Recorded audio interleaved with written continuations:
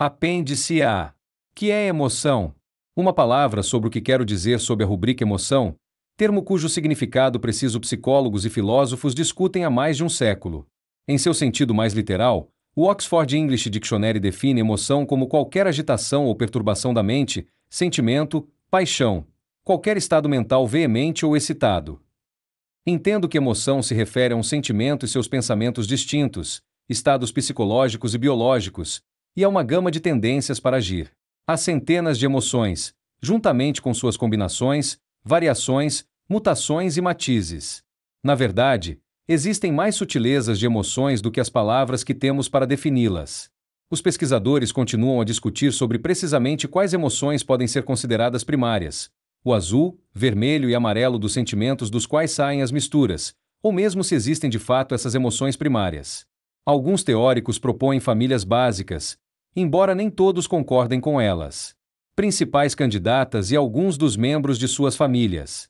Item ira, fúria, revolta, ressentimento, raiva, exasperação, indignação, vexame, acrimônia, animosidade, aborrecimento, irritabilidade, hostilidade, talvez no extremo, ódio e violência patológicos. Item tristeza, sofrimento, mágoa, desânimo, desalento, melancolia, autopiedade, solidão, desamparo, desespero e, quando patológica, severa depressão. Item medo, ansiedade, apreensão, nervosismo, preocupação, consternação, cautela, escrúpulo, inquietação, pavor, susto, terror e, como psicopatologia, fobia e pânico. Item prazer, felicidade, alegria, alívio, contentamento, deleite, diversão, orgulho, prazer sensual, emoção, arrebatamento, gratificação, satisfação, bom humor, euforia, êxtase e, no extremo, mania. Item amor, aceitação, amizade, confiança, afinidade, dedicação, adoração, paixão, ágape. Item surpresa, choque, espanto, pasmo, maravilha. Item nojo, desprezo, desdém, antipatia, aversão, repugnância, repulsa. Item vergonha, culpa, vexame, mágoa, remorso, humilhação, arrependimento, mortificação e contrição. Claro, esta lista não resolve toda a questão de como caracterizar a emoção. Por exemplo, que dizer de combinações como ciúme, uma variante da ira que também funde tristeza e medo, e das virtudes como esperança e fé, coragem e perdão, certeza e equanimidade? Ou alguns dos vícios clássicos, sentimentos como dúvida, complacência, preguiça e torpor, ou tédio? Não há respostas claras. Continua o debate científico sobre como classificar as emoções. A defesa da existência de umas poucas emoções básicas depende em certa medida da descoberta por Paul Ekman, na Universidade da Califórnia, em São Francisco, de que as expressões faciais de 4 delas, medo, ira, tristeza e alegria, são reconhecidas por povos de culturas de todo o mundo, inclusive povos pré-letrados supostamente intocados pela exposição ao cinema ou à televisão, o que sugere sua universalidade. Ekman mostrou fotos que retratavam expressões faciais de precisão técnica a pessoas em culturas tão remotas como a Fore da Nova Guiné, uma tribo isolada, na Idade da Pedra, das montanhas distantes, e constatou que todos em toda parte reconheciam as mesmas emoções básicas. Essa universalidade das expressões faciais da emoção provavelmente foi notada pela primeira vez por Darwin, que a viu como indício de que as forças da evolução haviam gravado esses sinais em nosso sistema nervoso central. Ao buscar princípios básicos, sigo Ekman e outros no pensar nas emoções em termos de famílias ou dimensões, tomando as famílias principais, ira, tristeza, medo, amor e assim por diante, como exemplos dos intermináveis matizes de nossa vida emocional. Cada uma dessas famílias tem no centro um núcleo emocional básico, com os parentes partindo dali em ondas de incontáveis mutações. Nas ondas externas, estão os estados de espírito, que, em termos técnicos, são mais contidos e duram muito mais que uma emoção, embora seja relativamente raro permanecer no pleno calor da ira o dia todo. Por exemplo, não é tão raro ficar num humor rabugento, irritável, no qual se disparam facilmente ataques mais curtos de ira. Além dos estados de espírito, há os temperamentos, a disposição para evocar uma determinada emoção ou estado de espírito que torna as pessoas melancólicas, tímidas ou alegres. E ainda, além dessas disposições emocionais, estão os distúrbios das emoções, como a depressão clínica ou a ansiedade constante, em que alguém se vê perpetuamente colhido num estado tóxico.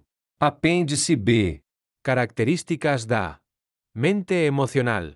Só recentemente foi elaborado o modelo científico da mente emocional que explica por que muitas de nossas ações são determinadas pela emoção, porque somos tão racionais num determinado momento e tão irracionais em outros. E também foi firmado o entendimento de que as emoções têm uma razão e uma lógica que lhes são tão peculiares. As duas melhores análises da mente racional estão, talvez, em Paul Ekman, diretor do Laboratório de Interação Humana da Califórnia, em São Francisco, e em Seymour Epstein, psicólogo clínico da Universidade de Massachusetts. Embora cada um deles tenha trabalhado com diferentes indicadores científicos. Do estudo dos dois podemos extrair uma lista básica de características que distinguem as emoções do resto da vida mental. 2. Uma resposta rápida e simplificada. A mente emocional é muito mais rápida que a racional, agindo irrefletidamente, sem parar para pensar. Essa rapidez exclui a reflexão deliberada, analítica, que caracteriza a mente racional. No curso da evolução humana, essa agilidade, muito provavelmente, teve como objetivo exclusivo a mais básica decisão, o que merecia nossa atenção e, uma vez vigilantes, quando, por exemplo, ao enfrentarmos um animal, decidir, em frações de segundos: eu como isso ou isso me come? As espécies que não foram capazes de uma reação imediata tiveram pouca probabilidade de deixar uma progenie que passasse adiante seus lentos genes de atuação. As ações desencadeadas pela mente emocional carregam uma forte sensação de certeza, que é um subproduto de um tipo de comportamento bastante simplificado, de encarar determinadas coisas que, para a mente racional, são intrigantes. Quando a poeira assenta, ou mesmo durante a reação, aí pensamos: por que fiz isso? Este é o sinal de que a mente racional percebeu o que aconteceu, mas não com a agilidade da mente emocional. Como o intervalo entre o que dispara uma emoção e sua erupção é, em geral, praticamente nulo, os mecanismos que avaliam a percepção de um acontecimento são muito velozes, mesmo em tempo cerebral, que é calculado em milésimos de segundo. A constatação de que é preciso agir tem de ser automática e de tal forma que não chegue nunca ao nível da consciência. 3. Somos tomados por uma reação emotiva rápida e rasteira, normalmente muito antes de sabermos, com exatidão, o que se passa. Esse modo rápido de percepção perde em precisão para ganhar em rapidez. Baseia-se em primeiras impressões e reage ao panorama global ou aos seus aspectos mais gritantes. Capta tudo num relance, reage e não perde tempo com uma análise mais minuciosa dos detalhes. A grande vantagem, aí, é que a mente emocional é capaz de captar rapidamente uma emoção: ele está furioso comigo, ela está mentindo, isso está fazendo ele ficar triste, e, assim, de forma fulminante, dizer do que nos acautelar, em quem confiar, quem está com problemas. Ela é o nosso radar para o perigo. Se nós, ou nossos ancestrais, fossemos aguardar que a mente racional tomasse uma decisão, é possível não só que houvéssemos cometido erros, também teríamos desaparecido como espécie. Por outro lado, esse modo de percepção tem suas desvantagens. As impressões e julgamentos intuitivos, feitos num estalar de dedos, podem ser equivocados e dirigidos ao alvo errado. Paul Ekman vê a rapidez com que as emoções se apossam de nós, antes mesmo que nos demos conta de que já se instalaram em nós, como uma adaptabilidade emocional essencial. Mobiliza-nos para agir nas emergências, sem perda de tempo ponderando se ou quando reagir. Ekman desenvolveu um sistema capaz de detectar alterações sutis na musculatura facial e na fisiologia corporal, que ocorrem em milésimos de segundo após a ocorrência do fato que causou determinada emoção. Há, por exemplo, alteração no fluxo sanguíneo e nos batimentos cardíacos, que se iniciam rapidamente. Essa rapidez ocorre sobretudo nas emoções intensas, como naquela associada ao sentimento de medo diante de uma ameaça súbita. Ekman afirma que, em termos técnicos, o auge da emoção dura um momento breve, segundos, e não minutos, horas ou dias. Segundo ele, as emoções teriam uma má adaptabilidade caso se apoderassem do cérebro e do corpo como um todo por muito tempo, sem levar em consideração as cambiantes circunstâncias. Se ficássemos tomados pelas emoções durante muito tempo e invariavelmente, apesar de já decorrido o fato que as desencadeou e independentemente do que mais se passasse à nossa volta, os sentimentos delas decorrentes seriam péssimos guias para a ação. Para que as emoções permaneçam em nós por mais tempo, o gatilho tem de ser mantido, ou seja, o sentimento, por exemplo, o luto pela perda de um ente querido, tem de ser continuamente evocado. Quando os sentimentos persistem durante muito tempo, tornam-se estado de espírito, uma forma contida. Os estados de espírito estabelecem um afeto, mas não formam percepções de maneira tão forte como ocorre no calor da emoção. Primeiro os sentimentos, Os pensamentos vêm depois. Já que a mente racional demora mais para registrar e reagir aos fatos do que a mente emocional, o primeiro impulso, em circunstâncias emotivas, não vem da cabeça, mas do coração. Há um outro tipo de reação emocional que não é tão rápido, fervilha e fermenta no pensamento antes de se configurar como sentimento. Esse segundo caminho que leva à eclosão de emoções é mais deliberado e, em geral, temos consciência do raciocínio que leva à emoção. A reação que se desencadeia é precedida de uma avaliação extensa. Nossos pensamentos, o processo cognitivo, desempenham, no caso, um papel importante na determinação de quais emoções serão despertadas. Tão logo fazemos uma constatação: este taxista está me roubando, este bebê é lindo, a resposta emocional é adequada. Nesse processo mais lento, um pensamento mais articulado precede o sentimento. Emoções mais complexas, como nervosismo e apreensão diante de uma prova que teremos de fazer, seguem essa rota lenta, levando segundos ou minutos para se formarem. São emoções provocadas por pensamentos. No processo de resposta rápida, ao contrário, o sentimento precede ou é simultâneo ao pensamento. Essa reação emocional do tipo jogo rápido assume o comando em situações com a urgência da sobrevivência primal. Eis o poder desse tipo de reação emocional: mobilizar-nos, num átimo, para enfrentar uma emergência. Nossos sentimentos mais intensos são reações involuntárias. Não cabe a nós decidir quando vão acontecer. O amor, disse Standihal, é como uma febre que vem e vai, independente de nossa vontade. Mas isso não ocorre só no amor, mas também na raiva e no medo que nos toma, em que temos a sensação de que algo aconteceu conosco, sem nossa deliberação. Esse tipo de circunstância serve até como álibi. O fato de não podermos escolher que emoções teremos, observa Ekman, permite que as pessoas justifiquem seus atos alegando terem estado sob o impacto da emoção. 4. Da mesma forma que há caminhos rápidos e lentos para o desencadeamento de uma emoção, pela percepção imediata e pela reflexão, respectivamente, há emoções que convidamos para estarem conosco. É o caso, por exemplo, de sensações propositalmente provocadas, um recurso que os atores utilizam para, ao evocar coisas tristes, conseguirem chorar. Os atores são seres um pouco mais hábeis do que nós na arte de utilizar essa segunda rota para provocar a emoção, a sensação via pensamento. Embora não possamos facilmente determinar que tipo de emoção um pensamento vai desencadear, em geral podemos escolher no que pensar. Assim como as fantasias sexuais produzem sensações sexuais, as lembranças agradáveis nos alegram e os pensamentos tristes nos deixam sorumbáticos. A mente racional, por outro lado, em geral não decide que emoções devemos ter. Ao contrário, nossos pensamentos em geral nos chegam como um fait accompli. Diante disso, o que a mente racional pode fazer é controlar o curso de nossa reação. Salvo exceções, não decidimos quando ficar furiosos, tristes, etc. A mente emocional e seus símbolos. Feito uma criança. A mente emocional possui uma lógica associativa. Elementos que simbolizam uma realidade ou que de alguma forma lembrem essa realidade são, para a mente emocional, a própria realidade. É por isso que símiles, metáforas e imagens têm comunicação direta com a mente emocional, e também a arte, romances, filmes, poesia, música, teatro, ópera. Grandes mestres espirituais, como Buda e Jesus, falaram ao coração de seus discípulos através da linguagem da emoção, ensinando por parábolas, fábulas e contos.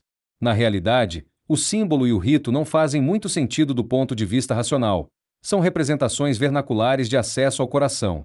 Essa lógica do coração, ou da mente emocional, é muito bem descrita por Freud quando ele fala do processo primário de pensamento. É a lógica religiosa e da poesia, da psicose da criança, do sonho e do mito. Como disse Joseph Campbell, os sonhos são mitos particulares, os mitos são sonhos públicos. O processo primário é a chave para a abertura do significado de obras como Ulisses, de James Joyce. No processo primário do pensamento, as livres associações determinam o fluir de uma narrativa, um objeto simboliza outro, um sentimento vem sob a forma de outro sentimento, que toma seu lugar, o todo é representado por suas partes. Tudo é atemporal e não há causa nem efeito. No processo primário, na verdade, não existe o interdito, porque tudo é possível. A psicanálise aplicada é, em parte, a arte de buscar o significado dessas substituições, decifrando e desenredando-as. Se a mente emocional segue essa lógica e suas próprias regras, com um elemento representando o outro, as coisas não precisam, necessariamente, ser definidas através de sua identidade objetiva. O que importa é como são percebidas. As coisas são como parecem ser. A lembrança evocada pela percepção de alguma coisa pode ser muitíssimo mais importante do que a coisa é. De fato, na vida emocional, as identidades podem ser como um holograma em que uma parte evoca o todo. Como observa Seymour Epstein, enquanto a mente racional faz conexões lógicas entre causa e efeito, a mente emocional não faz qualquer discriminação. Liga coisa com coisa que, entre si, guardam uma longínqua similaridade. 5. A mente emocional atua, sob muitas formas, feito uma criança e, quanto mais criança, mais intenso é o seu comportamento. Uma dessas formas é o pensamento categórico, onde as coisas são em preto e branco, sem a coloração cinzenta intermediária. Assim, alguém que fica mortificado por um faux pas pensará imediatamente: eu sempre faço a coisa errada. Um outro indício dessa criancice é o pensamento personalizado, ou seja, os eventos são vivenciados como dirigidos à própria pessoa. É o caso do motorista que, depois de um acidente, diz que o poste telefônico veio direto na minha direção. Esse modo infantil de pensar se autoconfirma, na medida em que descarta ou ignora lembranças que possam abalar sua crença e se agarra em tudo que possa mantê-la. As crenças de mente racional, ao contrário, não são firmes. Uma nova evidência pode alterá-las e substituí-las. A mente racional lida com fatos objetivos. A mente emocional, no entanto, considera que suas crenças são totalmente verdadeiras e, portanto, descarta qualquer coisa que lhe seja contrária. Eis porque é tão difícil fazer com que alguém, sob perturbação emocional, raciocine. Não importa quão válida a argumentação do ponto de vista lógico, nada que não esteja enquadrado nas convicções emocionais do momento pode influir. Os sentimentos se autojustificam por uma série de percepções e de provas convincentes. O passado dentro do presente. Na ocorrência de um evento que traga para a mente emocional, por um mínimo detalhe, fortes sensações do passado, a reação que se desencadeia é idêntica àquela vivida originalmente. A mente emocional reage ao presente como reagiu no passado. 6. Isto é problemático, especialmente quando essa avaliação é rápida e automática, porque às vezes não percebemos que o que valeu antes agora não vale mais. Uma pessoa adulta que, durante a infância, sofreu castigos dolorosos e por isso aprendeu a sentir muito medo e antipatia diante de uma cara raivosa, terá sensações similares ao ver uma cara raivosa que, efetivamente, não constitua ameaça. Se as sensações são fortes, então a reação que desencadeiam são óbvias. Mas se vagas ou sutis, é possível que não percebamos exatamente que emoção estamos tendo, ainda que ela esteja exercendo uma influência na forma como reagimos ao momento. Os pensamentos e as reações nesse instante estarão sendo influenciados por sensações do passado, mesmo que possa parecer que a nossa reação é devida unicamente às condições do momento presente. Nossa mente emocional aparelhará a mente racional para seus fins, e então justificaremos nossos sentimentos e reações. Racionalizamos, diante do que está acontecendo, sem que nos demos conta das influências da memória emocional. Dessa forma, não temos a menor ideia do que realmente está ocorrendo, embora acreditemos piamente que sabemos. Nesses momentos, a mente emocional arrebata a mente racional, colocando-a a seu serviço. A realidade de um estado emocional específico.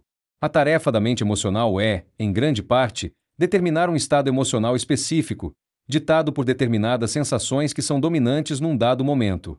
A maneira como pensamos e agimos quando nos sentimos românticos é totalmente diferente da forma como nos comportamos quando com raiva ou abatidos. Na mecânica da emoção, cada sentimento tem um diferente repertório de pensamentos, de reações e mesmo de memórias. Esse repertório emocional específico se torna mais dominante nos momentos de intensa emoção. A memória seletiva é um dos sinais de que esse repertório está ativo. Parte do desempenho mental diante de uma situação emocional consiste em fustigar a memória e as opções para agir a fim de que as mais relevantes fiquem no topo da hierarquia e, desta forma, possam ser mais prontamente acionadas. E, como vimos, cada grande emoção tem sua assinatura biológica característica, um padrão de alterações avassaladoras no corpo à medida que a emoção ascende e um tipo exclusivo de sinais que o corpo automaticamente emite quando sob a emoção. 7. Apêndice C. O circuito neural do medo. A amígdala cortical desempenha um papel central no medo. Quando uma rara doença cerebral destruiu a amígdala, mas não as outras estruturas cerebrais, de SM, o medo desapareceu de seu repertório mental. SM tornou-se incapaz de identificar o medo no rosto de outras pessoas, e mesmo de expressar o seu próprio medo. Como observa o seu neurologista, se alguém colocar uma arma na cabeça de SM, ela saberá, racionalmente, ter medo, mas não saberá sentir o medo como ocorre conosco. Os neurocientistas mapearam o circuito do medo nos mínimos detalhes possíveis. No entanto, Mesmo na vanguarda deste campo de estudo, a totalidade dos circuitos de nenhum tipo de emoção foi completamente pesquisada. O medo, no curso da evolução humana, tem sido fundamental. Talvez, mais do que qualquer outra emoção, tem sido crucial para a sobrevivência. É claro que, nas circunstâncias atuais, os sentimentos equivocados são a praga do nosso cotidiano e, por isso, vivemos inquietos, angustiados e com uma série de preocupações, ou no extremo patológico, com crises de pânico, fobias ou desordem obsessivo-compulsiva. Imagine que à noite você está sozinho em casa, lendo um livro. De repente, você ouve um barulho em outro cômodo. O que, em seguida, acontece em seu cérebro, é propício para o circuito neural do medo e para o funcionamento do sistema de alarme da amígdala. O primeiro circuito cerebral envolvido simplesmente capta o barulho como ondas físicas desorganizadas e as transforma na linguagem cerebral que lhe dirá que fique atento. Esse circuito parte do ouvido para o tronco cerebral e daí para o tálamo. E, nesse ponto, há duas ramificações. O menor feixe de projeções se dirige à amígdala e ao vizinho hipotálamo. A outra ramificação, que perfaz um caminho maior, conduz ao córtex auditivo no lobo temporal, onde os sons são submetidos a uma ordenação e compreendidos pelo que representam. O hipocampo, importante local para o armazenamento da memória, rapidamente compara esse barulhão com outros sons que você já tem ouvido para verificar se é familiar. Você é capaz de imediatamente identificar que tipo de barulhão é esse? Enquanto isso, o córtex auditivo está tratando de fazer uma análise mais sofisticada do som a fim de entender de onde ele vem. Será o gato? A porta que bate ao vento? Um ladrão? O córtex auditivo começa a aventar hipóteses. Pode ser o gato derrubando uma lâmpada de cima da mesa, digamos, mas também pode ser um ladrão, e, então, envia uma mensagem para a amígdala e para o hipocampo que, por sua vez, fazem comparações com memórias sonoras similares. Se a conclusão for tranquilizadora, é apenas a porta que bate sempre que venta muito, então o alerta geral não avança mais. Em caso contrário, outro circuito, em espiral, que reverbera entre a amígdala, o hipocampo e o córtex pré-frontal, aumenta a insegurança e fixa sua atenção, fazendo ficar mais ligado na identificação da origem do barulho. Se dessa análise mais acurada não advier nenhuma resposta satisfatória, a amígdala dispara o alarme, sua área central ativa o hipotálamo, o tronco cerebral e o sistema nervoso autônomo. A soberba arquitetura da amígdala, que faz dela um sistema essencial de alarme para o cérebro, se evidencia nesse momento de ansiedade apreensiva e subliminar. Os diversos feixes de neuroníons da amígdala têm, cada um conjunto diferente de projeções com receptores afinados para diferentes neurotransmissores, tal como as empresas que se dedicam a alarmes domésticos e que, para tanto, mantêm operadores de prontidão para que, sempre que o alarme soar, enviem chamadas ao corpo de bombeiros, à polícia e a um vizinho. As diferentes partes da amígdala recebem informações diferenciadas. Para o núcleo central da amígdala são enviadas projeções do tálamo e dos córtices auditivos e visuais. Os cheiros, via bulbo olfativo, seguem para a área corticomedial da amígdala e os gostos e mensagens vindos da víscera, para a área central. Esses sinais mantêm a amígdala como sentinela, que escrutina qualquer experiência sensória. Da amígdala estendem-se projeções para as partes importantes do cérebro. Das áreas centrais e mediais, um ramo segue para áreas do hipotálamo que secreta uma substância de resposta a emergências, que é o hormônio que libera corticotropina, CRH, que mobiliza a reação lutar-fugir através de uma cascata de outros hormônios.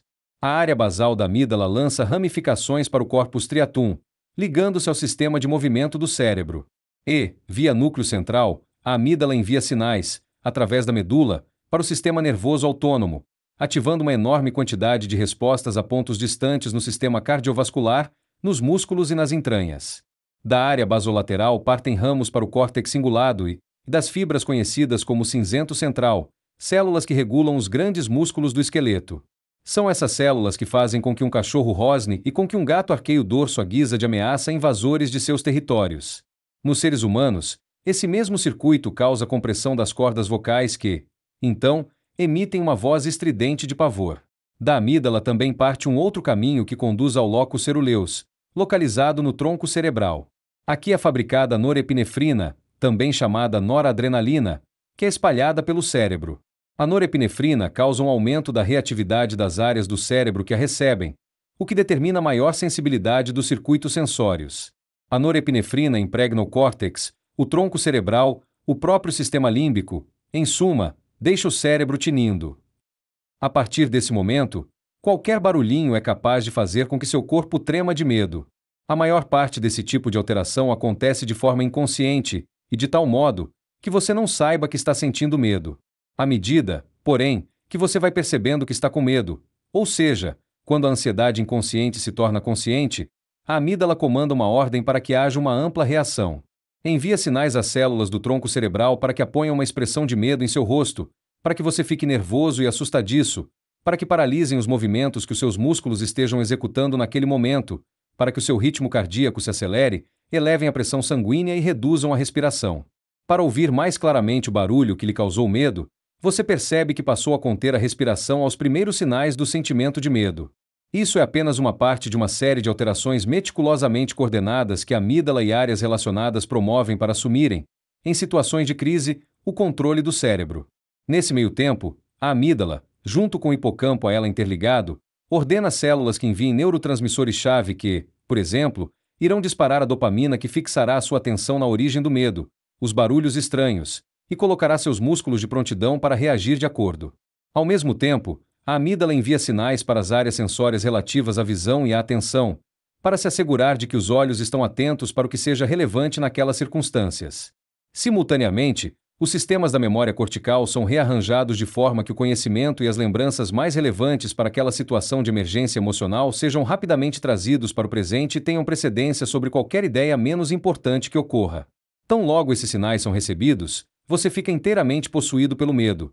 Percebe o característico aperto nas entranhas, o coração acelerado, a contração da musculatura do pescoço e dos ombros, o tremor nos membros. O corpo se mobiliza, você fica atento a outros sons e, em sua cabeça, você visualiza todos os perigos possíveis e como vai reagir a cada um deles.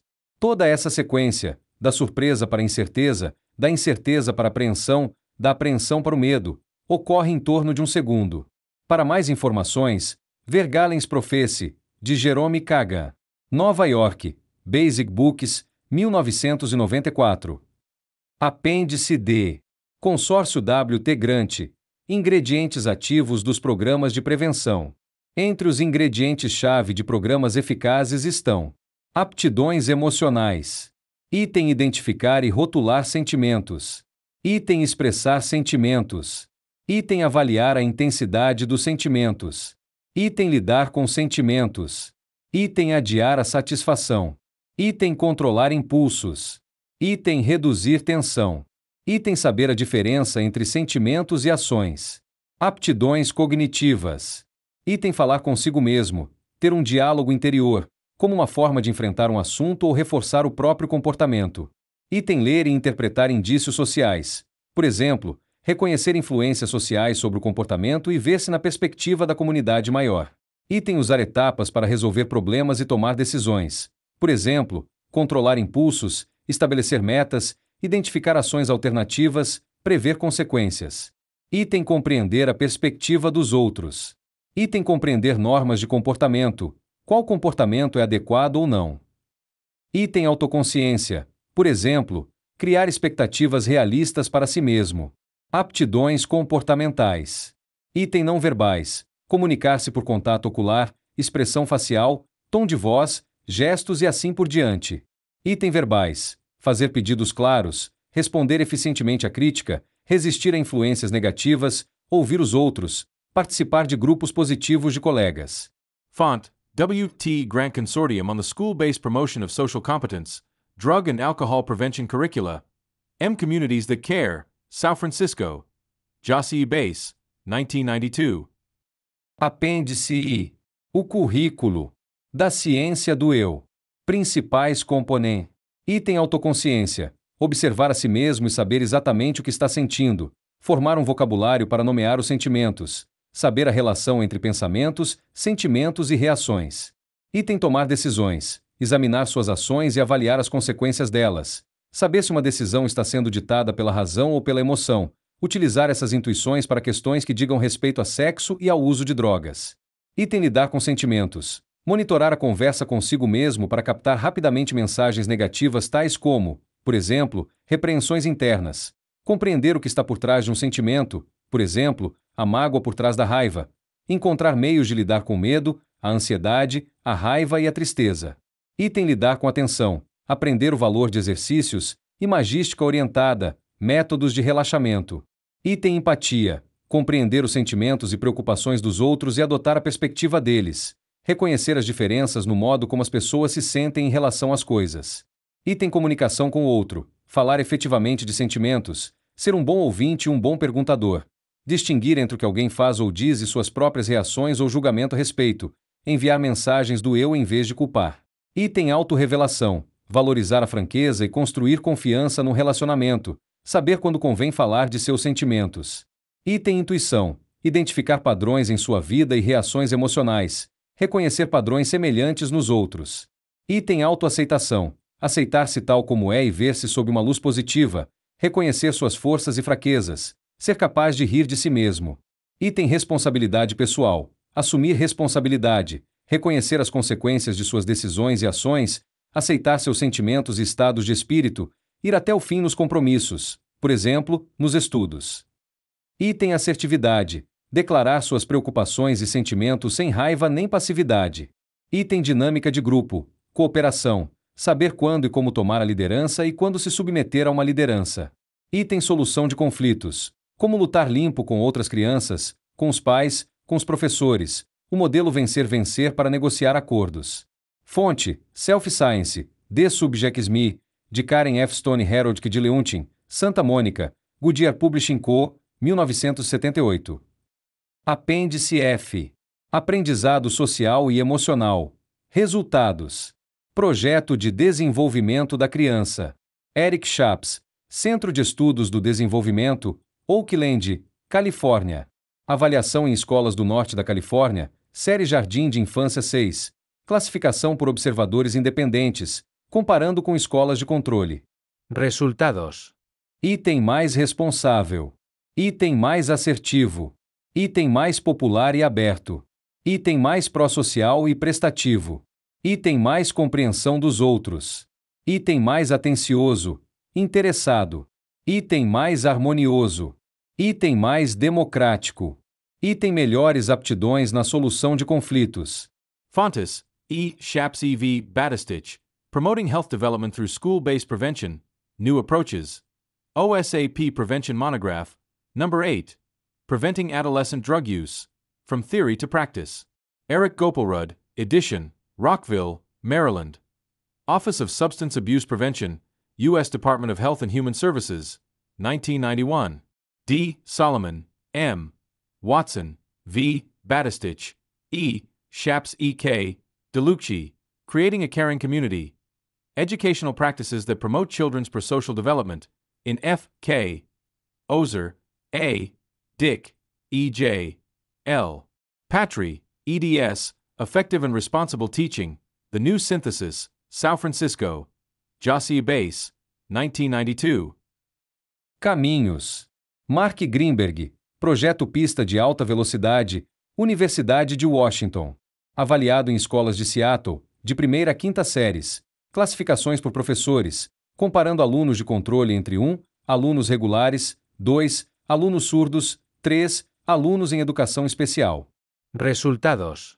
Item melhora nas aptidões cognitivas sociais. Item melhora em emoção, reconhecimento e compreensão. Item melhor autocontrole. Item melhor planejamento para resolver tarefas cognitivas. Item mais reflexão antes da ação. Item mais efetiva solução de conflitos. Item mais positiva atmosfera na sala de aula. Alunos com necessidades especiais. Item tolerância à frustração. Item aptidões sociais assertivas. Item orientação de tarefa. Item aptidões com colegas. Item partilha. Item sociabilidade. Item autocontrole. Melhor compreensão emocional. Item reconhecimento. Item rotulação.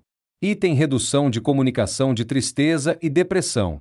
Item redução de ansiedade e retraimento. Fontes: Conduct Problems Research Group, a developmental and clinical model for the prevention of conduct disorder, the Fast Track Program, Development and Psychopathology 4, 1992. M.T. Greenberg C. Akushi, Promoting Social and Emotional Development in Deaf Children, The Patas Project, Seattle, University of Washington Press, 1993. M.T. Greenberg C. Akushi, I.T. Cook J.P. QAMA, Promoting Emotional Competence in School-Aged Children, The Effects of the PATAS Curriculum, Development and Psychopathology 7, 1995. Projeto de Desenvolvimento Social de Seattle. J. David Hawkins, Grupo de Pesquisa de Desenvolvimento Social, Universidade de Washington. Avaliado em escolas primárias e médias de Seattle por padrões de testagem independentes e objetivos, em comparação com escolas que não estavam no programa. Resultados. Item mais positiva ligação com a família e a escola. Item meninos menos agressivos, meninas menos autodestrutivas. Item menos suspensões e expulsões entre os alunos de baixo aproveitamento. Item menos delinquência. Item melhores contagens em testes padrão de rendimento. Fontes, E. Shaps E.V. Batistich, Promoting Health Development Through School-Based Prevention, New Approaches. OSAP Prevention Monograph, Number 8. Preventing Adolescent Drug Use, From Theory to Practice. Eric Gopalrud, edition, Rockville, Maryland. Office of Substance Abuse Prevention, U.S. Department of Health and Human Services, 1991. J.D. Hawkins et al., The Seattle Social Development Project, em JMC Cord, Rua Trembla, EDS. The Prevention of Antisocial Behavior in Children, Nova York, Guilford, 1992. J.D. Hawkins, E. Von Cleve R. F. Catalano, Reducing Early Childhood Aggression, Results of a Primary Prevention Program, Journal of the American Academy of Child and Adolescent Psychiatry 30, 2, 1991, pages 208 to 217. J. A. O'Donnell, J. D. Hawkins, R. F. Catalano, R. D. Abadiel Day, Preventing School Failure, Drug Use, and Delinquency Among Low-Income Children, Effects of a Long-Term Prevention Project in Elementary Schools, American Journal of Orthopsychiatry 65, 1994. Programa de Promoção de Competência Social. D. A. New Haven. Roger Weisberg. Universidade de Illinois em Chicago. Avaliado em escolas públicas de New Haven, de 5ª a 8ª séries, por observadores independentes e relatórios de alunos e professores, em comparação com grupo de controle. Resultados. Item melhores aptidões para solução de problemas. Item mais envolvimento com os colegas. Item melhor controle de impulsos. Item melhor comportamento. Item melhor efetividade e popularidade interpessoal. Item melhores aptidões para enfrentar situações. Item mais aptidão para lidar com problemas interpessoais. Item melhor no enfrentar ansiedades. Item comportamentos menos delinquentes. Item melhores aptidões para solução de conflitos. Fontes, M. J. Elias E. R. P. Weisberg, School-Based Social Competence Promotion as a Primary Prevention Strategy, A Tale of Two Projects, Prevention in Human Services 7, 1, 1990, pages 177 to 200. M. Kaplan, R.P. Weisberg, J.S. Grober, P.J. Sivo, Cagrade C. Jacob, Social Competence Promotion with Inner City and Suburban Young Adolescents, Effects of Social Adjustment and Alcohol Use, Journal of Consulting and Clinical Psychology 60, 1992, p. 5663. Programa de Solução Criativa de Conflitos. Linda Lantieri, Centro Nacional do Programa de Solução Criativa de Conflito, Iniciativa dos Educadores em Defesa da Responsabilidade Social, Cidade de Nova York. Avaliado em escolas da cidade de Nova York, série Jardim de Infância 12, por classificações de professores, antes e depois do programa. Resultados. Item menos violência em sala de aula. Item menos censuras verbais em sala de aula. Item atmosfera mais atenciosa. Item maior disposição para cooperar. Item mais empatia. Item melhores aptidões de comunicação. Font, Métis Associates Incorporated, The Resolving Conflict Creatively Program, 1988 to 1989. Summary of Significant Findings of RCCP New York Site, Nova York. Métis Associates, Maio de 1990. Projeto de Melhoria da Consciência Social. Solução de Problema Social. Maurice Elias, Universidade Rutgers. Avaliado em escolas de New Jersey, série Jardim de Infância 6, por classificações de professores, avaliações de colegas e registros escolares, em comparação com não participantes. Resultados. Item mais sensível aos sentimentos dos outros. E tem melhor compreensão das consequências de seu comportamento. E tem maior capacidade de medir situações interpessoais e planejar ações adequadas. E tem maior autoestima. E tem melhor comportamento pró-social. E tem procurado por colegas para ajudar. E tem lida melhor com a transição para a escola média. E tem comportamento menos antissocial, autodestrutivo e socialmente perturbado, mesmo quando acompanhado até o ginásio. E tem melhores aptidões para aprender a aprender. E tem mais autocontrole, consciência social e tomadas de decisão sociais dentro e fora da sala de aula. Fontes: M. J. Elias, M. Agara, T. F. Schuyler, L. R. Brandenmiller e M. Assayet. The Promotion of Social Competence. Longitudinal Study of Preventive School-Based Program. American Journal of Orthopediatry 61, 1991, p. 409-417. M. J. Elias E. J. Clabby, Building Social Problem Solving Skills. Guidelines from a School-Based Program, São Francisco. Jossey Base, 1992.